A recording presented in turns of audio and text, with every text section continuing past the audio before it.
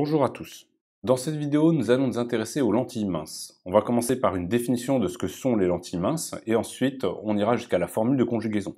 On va suivre à peu près le même parcours que celui qu'on a suivi pour faire les dioptres sphériques. Donc on va commencer par cette formule de conjugaison. Dans la vidéo d'après, on étudiera le foyer objet, le foyer image et enfin on s'intéressera aux règles de construction des rayons à travers les lentilles.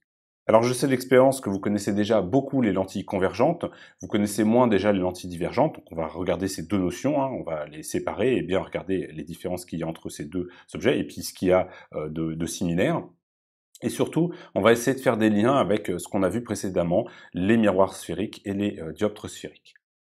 Donc commençons par la définition de ce que sont les lentilles. Alors quand je pose cette question en amphi, j'ai le droit à des réponses très floues le plus souvent, pas très précises.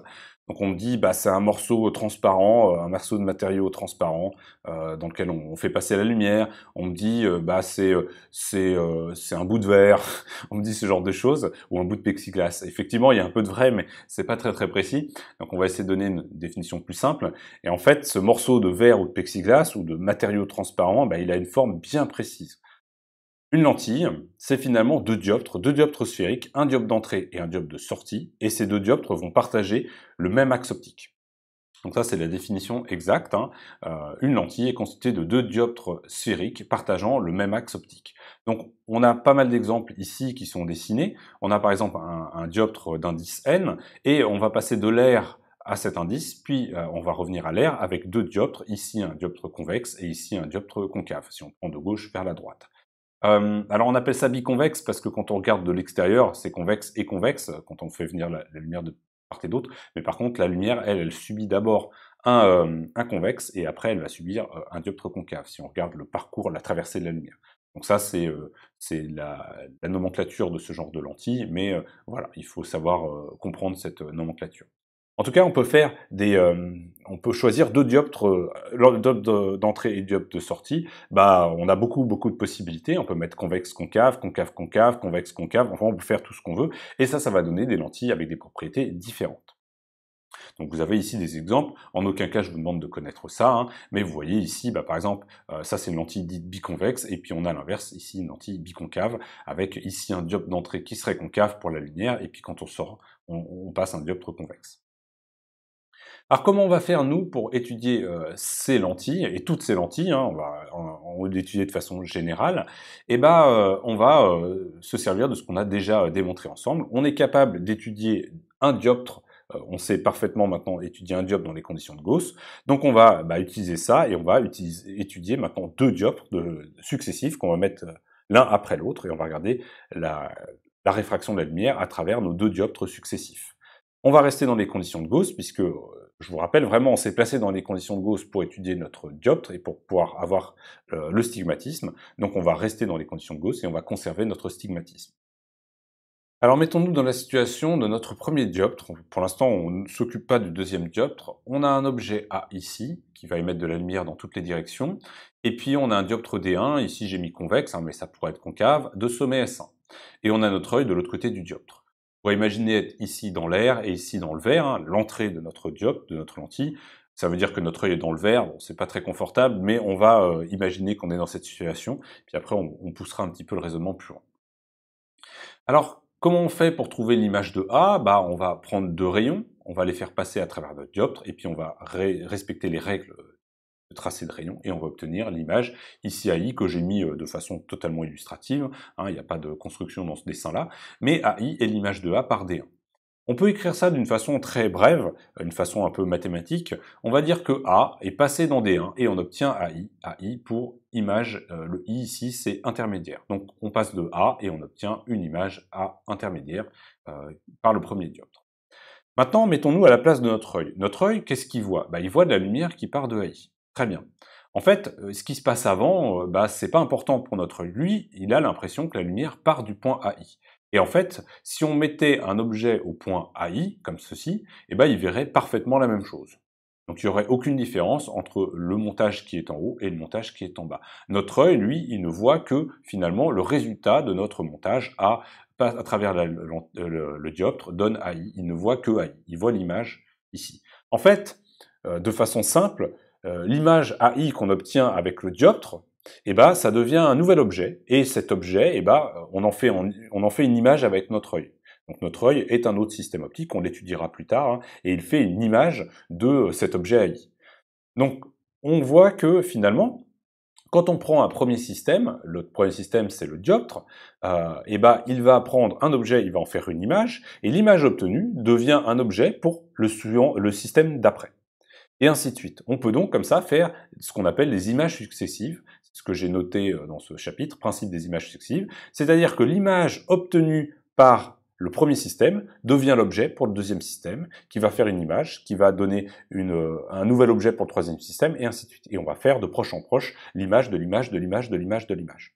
Alors là, on n'a que deux systèmes, on a le dioptre d'entrée et le dioptre de sortie, donc on reprend notre montage ici, et on va insérer notre dioptre de sortie D2. Alors je vais le mettre exprès ici, hein, je l'ai mis ici, ça c'est mon dioptre D2, de sommet S2, et vous voyez que finalement, mes rayons là qui passent mon premier dioptre, ils sont déviés, mais dès qu'ils arrivent ici, ils vont être redéviés, donc ils ne vont pas atteindre AI, hein, jamais, hein, ils vont être déviés avant d'atteindre AI. En fait, ça va donner potentiellement quelque chose comme ça dépend des propriétés de mon dioptre, hein, mais mon rayon va être dévié, et par exemple, il va converger, l'image va se former en A' ici. Alors, en fait, dans le raisonnement, AI, c'est bien l'objet pour D2. Et on va donc faire l'image de AI par D2. Mais c'est un objet qui est virtuel, puisque les rayons aimeraient aller vers AI, mais ils sont déviés avant d'atteindre AI. Donc on va dire que l'objet est virtuel. Donc je récapitule. Ce qu'on a fait, c'est que là, ici, on prend... je récapitule pas tout de suite, attends, je vais d'abord donner cette information-là. On prend AI, on le fait passer dans D2, et on obtient A'.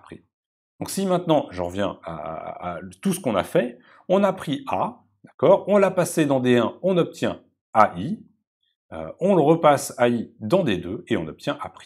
Et finalement, A', c'est l'image de A par D1 plus D2, c'est-à-dire par notre dioptre d'entrée et notre dioptre de sortie, c'est-à-dire notre lentille. Voilà, donc ce qu'il faut bien comprendre, c'est qu'on peut faire, on peut couper les étapes de raisonnement. On va d'abord faire l'image de notre objet par le premier système, quel qu'il soit, que ce soit un miroir, que ce soit une lentille, que ce soit ce que vous voulez, en fait, on va pouvoir faire l'image par le premier système, et l'image obtenue devient l'objet pour le second système, et ainsi de suite. Et là, on s'est mis dans une situation qui est bien particulière, c'est pas forcément le cas, ça va dépendre du montage, hein, mais ici, finalement, l'objet qu'on va injecter pour le dioptre D2, en fait, est un objet virtuel, puisque les rayons aimeraient aller jusqu'à AI, mais ils sont déviés avant d'atteindre AI. Donc on va appeler ça un objet virtuel. Mais ça n'empêche pas que c'est un objet. Et si je retire D2, je reviens à la situation précédente ici, les rayons passent bien par AI. Ok, allez, on va mettre tout ça ensemble, et maintenant, on va aller chercher la formule de conjugaison des lentilles.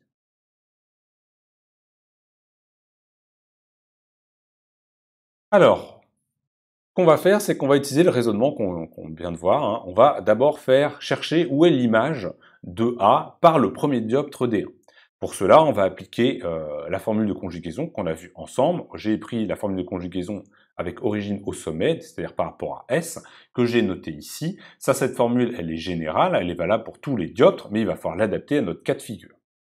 Donc on prend A, on le passe dans D1 et on obtient AI. C'est parti.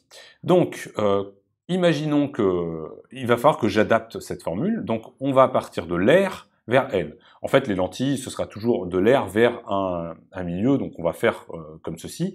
Donc, on va adapter cette formule. Dans cette formule, N, c'est le milieu incident et N', c'est le milieu émergent. Donc, de ce côté-là, on a N, de ce côté-là, on a N'. Alors, il faut faire attention parce que N', finalement, je vais le remplacer par N, puisque c'est l'indice à l'intérieur de mon truc, de mon dioptre, et N, je vais le remplacer par 1, puisque le incident, c'est le milieu incident, c'est l'air. Donc je vais remplacer N par 1 et N' par N. Ensuite, on va faire on va aussi adapter. Ici, c'est le dioptre D1, il a comme centre C1 et le sommet S1, donc je vais remplacer S par S1 et C ici par C1, et puis finalement mon image, je vais pas la noter A', hein, ici on a appelé l'image AI, donc je vais remplacer AI par A', par AI. Et donc je réécris cette formule en remplaçant tout ça, et j'obtiens cette formule ici, N sur S1 AI moins 1 sur S1A est égal à N moins 1 sur S1 C1. Et j'ai fait la formule de conjugaison pour le premier dioptre, le dioptre D1. Maintenant, on va faire la même chose pour D2, donc ça va être exactement le même raisonnement. On va reprendre, on va prendre la formule qui est ici et on va l'adapter pour le dioptre D2. Donc c'est parti. Là ici notre objet c'est AI. Alors non, d'abord les milieux. Dans le dioptre D2, donc cette fois-ci le milieu incident, le n de cette formule, c'est bien le n. C'est de ce côté-là. Par contre, le n', ça correspond à l'air, donc je vais remplacer n' par 1. Et je vais remplacer le centre C ici par C2, le centre du deuxième dioptre, et S par S2, le sommet du deuxième dioptre. Et là, cette fois-ci, l'objet, c'est pas A, mais c'est A', donc je vais remplacer A par A'. Et j'obtiens la formule suivante, 1 sur S2A' moins N sur S2AI est égal à 1 moins N sur S2C2. Voilà, donc je récapitule quand même rapidement. J'ai pris cette formule-là, je l'ai adaptée à la première situation, où je fais l'image de A par D1 et ça me donne AI, AI étant l'image. Donc je remplace A' en particulier par AI. Et après, je refais l'image de AI par D2 et j'obtiens A'. Donc j'ai adapté mes deux formules en fonction de la situation RN et puis NR. Et des paramètres de mes deux dioptres. Une fois que j'ai fait ça, j'ai fait un passage un peu difficile, mais j'ai adapté mes deux formules. On va se servir de ça. Rappelez-vous, on est toujours dans les conditions de Gauss. Et en fait, étudier ces deux formules, c'est en fait assez compliqué. C'est même très compliqué. Et ça vient du fait que S1 et S2, S1 et S2 ne sont pas au même endroit. Vous avez ici une distance, il va falloir la prendre en compte. Donc vous allez devoir chercher AI, puis calculer, donc si vous connaissez S1A, vous allez pouvoir calculer S1AI, connaître la position de AI. Une fois que vous avez ça, vous allez devoir calculer la position de S2AI ici, connaissant la distance S1, S2, et après, vous allez pouvoir appliquer cette formule. En fait, ça devient un peu compliqué et on va pas faire tout à fait ça. On va se positionner, encore une fois, dans une situation qui va nous simplifier la vie. On va supposer que notre lentille est mince. Alors, je vais donner une définition exacte de ce que c'est qu'une lentille mince, mais la conséquence, par rapport à ce que je viens de dire, c'est que finalement, on va considérer des lentilles où S1 et S2 sont pratiquement au même endroit. S1, c'est le sommet du dioptre 1, S2 est pratiquement, c'est le sommet du dioptre 2, et on va considérer qu'ils sont pratiquement au même endroit. On va même supposer dans nos calculs qu'ils sont parfaitement au même endroit. On va appeler ce point O, on appellera ça l'origine de la lentille, et donc on va considérer que notre lentille a une épaisseur très petite. Et ça va simplifier les calculs, vous allez voir juste après. Alors une définition plus précise de ce qu'est une lentille mince est une lentille dont l'épaisseur reste faible devant les rayons de courbure de ses faces. Donc il faut que l'épaisseur ici soit petite devant la courbure ici et la courbure ici, c'est-à-dire devant la distance S1C1 et S2C2. Et il faut également que l'épaisseur soit petite devant la différence de ces deux rayons. Donc ça, c'est ce qu'on appellera une lentille mince. En fait, à partir de maintenant, on se mettra toujours dans le cadre des lentilles minces et dans les conditions de Gauss, et ça va nous simplifier tous les calculs, comme vous allez voir juste après. Mais il faut connaître quand même cette lentille et cette définition de lentille mince. Et en fait, l'épaisseur de la lentille va dégrader tout ce que je vais dire après. Et si vous voulez faire des mesures avec des lentilles épaisses, il ne faudra pas faire cette simplification qu'on va faire maintenant. On peut rester dans les conditions de Gauss, mais par contre, il ne faudra pas négliger ce que je vais faire maintenant dans le cadre où on a des lentilles épaisses. Alors, une fois qu'on a fait cette supposition, on va pouvoir remplacer tout simplement S1 et S2 par O. Donc ici, j'ai pris S1, S1, S1, j'ai remplacé par O partout. Et puis ici, S2, S2, S2, je le remplace par O partout. Voilà. Là, ça me simplifie mes deux équations, qui devient beaucoup plus simple. Et si vous faites un peu attention, on va pouvoir faire une petite manipulation, puisque vous voyez que vous avez ce terme-là, et ici, vous avez exactement le même terme. Donc si je prends cette équation-là, et que j'additionne l'équation du bas, ces deux termes-là vont disparaître, et donc je vais devoir faire la somme de l'autre côté des égalités entre ce terme-là et ce terme-là. Donc je redis, je vais prendre ce terme-là et je vais l'additionner à celui-ci, ce qui va faire disparaître ce que j'ai entouré en vert, et ça va être égal à ça plus ça. Ça me donne ça. Ces termes-là disparaissent, je me trouve avec 1 sur OA' moins 1 sur OA, et c'est égal à quoi? C'est égal à ce terme-là plus ce terme-là. N moins 1 sur OC1 plus 1 moins n sur OC2. On voit qu'ici j'ai n-1 et ici j'ai 1 moins n. On va pouvoir mettre n-1 en facteur ou 1 moins n, mais là on va mettre n-1 en facteur. Donc ça me fait apparaître un moins ici, hein, puisque là ce serait moins n-1.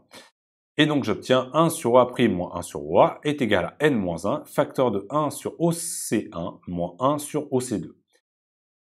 Et j'ai ma formule de conjugaison. Ici, j'ai la position par rapport au point d'origine O, hein, de l'objet. Là, ici, j'ai la position de l'image toujours par rapport au même point O. Et en fonction de quoi? En fonction de n-1, c'est-à-dire des propriétés de ma lentille, en particulier de son indice de réfraction, facteur de 1 sur OC1, le rayon de courbure, OC1 c'est le rayon de courbure de mon dioptre 1, moins 1 sur OC2, OC2 étant le rayon de courbure de mon dioptre D2. Donc vous voyez ici, de ce côté-là, finalement, ce sont les propriétés de ma lentille qui apparaissent. Ici, son indice, et ici, le rayon de courbure des deux dioptres qui interviennent. Ça, je vais noter ça 1 sur OF', on verra pourquoi je fais ça, mais F' ici, c'est le foyer image, donc en fait ici on retrouve la position du foyer image, ça vous le savez déjà je pense, et on va noter ça d'une autre façon, 1 sur F', F' étant la distance focale, que vous connaissez déjà. Donc, on a tiré deux formules en réalité de notre travail, une formule qui est la formule de conjugaison, 1 sur OA' moins 1 sur OA égale 1 sur OF' égale 1 sur F', et ça permet de relier l'image de A' à la position de l'objet A, avec F' la distance focale. Mais j'ai une deuxième formule que je peux tirer, elle vient du fait que je peux dire que 1 sur F', c'est égal à tout ça, à n-1, 1 sur OC1 moins 1 sur OC2, c'est ce qu'on appelle la formule des opticiens, et ça me permet de trouver la distance focale F' en fonction des propriétés de mes deux dioptres et de l'indice de mon dioptre. Donc ça c'est ma lentille, maintenant je sais trouver A directement connaissant A et connaissant la distance focale de ma lentille. Donc ça, c'est valable, je vous le rappelle, dans les conditions de Gauss et pour les lentilles minces. Ce sont les deux suppositions, les deux hypothèses que nous avons fait pour obtenir cette formule de conjugaison que je vous demande de connaître par cœur et qu'on va utiliser énormément. Et la formule des opticiens que vous voyez ici, ça je vous demande pas de la connaître, mais par contre elle est très utile puisqu'elle permet de calculer la distance focale en fonction donc des propriétés de notre lentille.